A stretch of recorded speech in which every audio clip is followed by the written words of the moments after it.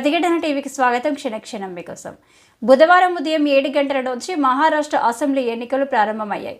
రాష్ట్రంలో 288 అసెంబ్లీ స్థానాలకు ఒకే విడతలో ఎన్నికలు జరుగుతున్నాయి. నవంబర్ 23 శనివారంన ఓట్ల లెక్కింపు ఫలితాలను ఎన్నికల కమిషన్ వెల్లడించనుంది. అయితే రెండు ప్రధాన పార్టీలు శివసేన, ఎన్సీపీ, ఏక్నాథ్ షిండే, అజిత్ పవార్ నేతృత్వంలో చీలిన తర్వాత తొలిసారిగా ఈ అసెంబ్లీ ఎన్నికలు జరుగుతున్నాయి. ఎన్డీఏ కూటమిలోని ప్రధాన భాగస్వామ్య పక్షమైన బీజేపీ మొత్తం 149 అసెంబ్లీ స్థానాల్లో పోటీ చేస్తుండగా, ముఖ్యమంత్రి ఏక్నాథ్ షిండే నేతృత్వంలోని శివసేన 81 స్థానాల్లో, అజిత్ పవార్ నేతృత్వంలోని నేషనలిస్ట్ కాంగ్రెస్ పార్టీ 59 స్థానాల్లో బరిలోకి దిగింది. ఇక ఇండియా కూటమిలో ప్రధాన భాగస్వామ్య పక్షమైన కాంగ్రెస్ పార్టీ 101 అసెంబ్లీ స్థానాల్లో, ఉద్ధవ్ ఠాకరే నేతృత్వంలోని శివసేన 95 స్థానాల్లో, శరద్ పవార్ నేతృత్వంలోని నేషనలిస్ట్ కాంగ్రెస్ పార్టీ 86 స్థానాల్లో పోటీ చేస్తున్నారు.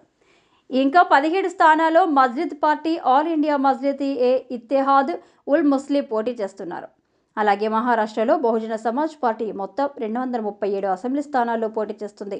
ఎన్నికల బరిలో CM Eknath Shinde, deputy CM Devendra Fadnavis, Ajit Pawar, Aaditya Thackeray, Milind Deora, PCC అధ్యక్షుడు నానా పటోలే ఉన్నారు. ఈ పోలింగ్ ప్రక్రియ నేటి ఉదయం 7 గంటల నుంచి సాయంత్రం 6 గంటల వరకు కొనసాగుతుంది. మహారాష్ట్రలో 288 అసెంబ్లీ స్థానాలకు గాను రాష్ట్రంలో మొత్తం 9,70,00,000 మంది ఓటర్లు ఉన్నారు. ఇక 4,136 మంది అభ్యర్థులు పోటీ చేస్తుండగా, అందులో 2,086 మంది స్వతంత్ర అభ్యర్థులు ఉన్నారు.